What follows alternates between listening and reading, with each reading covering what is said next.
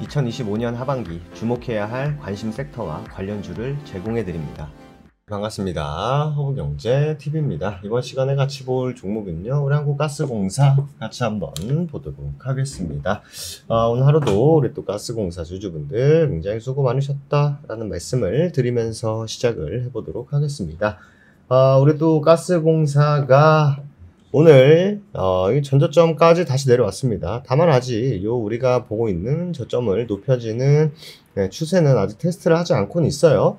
그리고 또 이 추세가 맞물리는 구간이 또 이렇게 장기 2편까지 또 있는 구간이기 때문에 이 구간에서의 강력한 지지 구간을 형성을 해주는지에 따라서 반등을 빨리 만들어 줄지 아니면 뭐예요?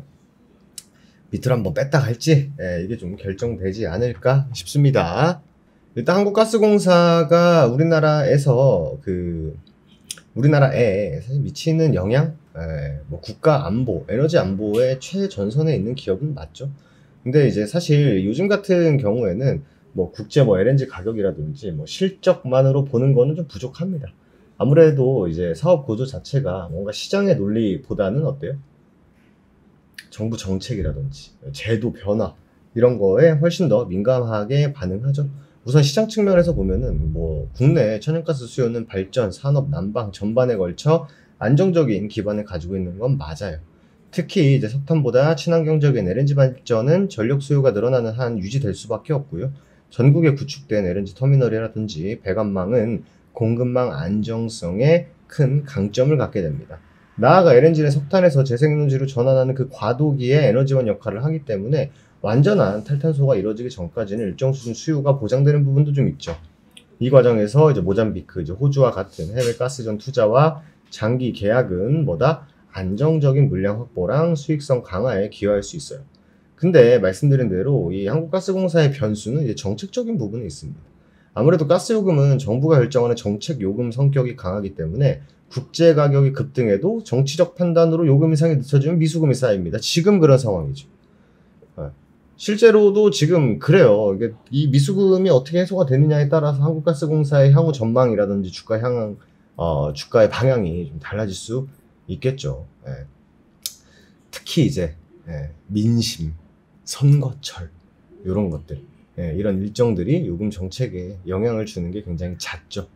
여기에 이제 탄소 중립 로드맵이 가속화된다라고 하면은 또 거기서 이제 LNG 비중 축소해야 된다, 수소 재생에너지 전환시켜야 된다, 이런 얘기들이 나오면서 어떻게 보면 한국가스공사에게는 이런 것들이 다 하나하나의 부담으로 작용할 수 있는 거죠. 리스크 요인은 상당히 많을 수밖에 없습니다. 그리고 기본적으로 돈을 벌어오는 곳입니다만 해외 사업 역시 성장 잠재력과 함께 지정학적 위험을 동반하는 경우도 있죠. 주요 프로젝트가 보통 아프리카라든지 호주, 중동, 약간은 좀 불안정한 지역들도 포함되어 있다 보니까 정정 불안이라든지 제재 같은 변수가 어떻게 보면 한국가스공사의 사업 차질로 이어질 가능성도 충분히 있겠죠.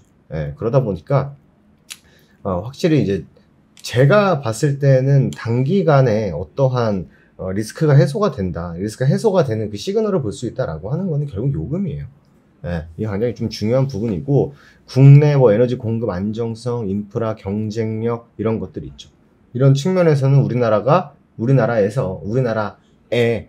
어느 정도 경쟁력을 갖춘 기업이다라는 거는 틀림없습니다. 틀림없습니다. 플러스 정책 환경.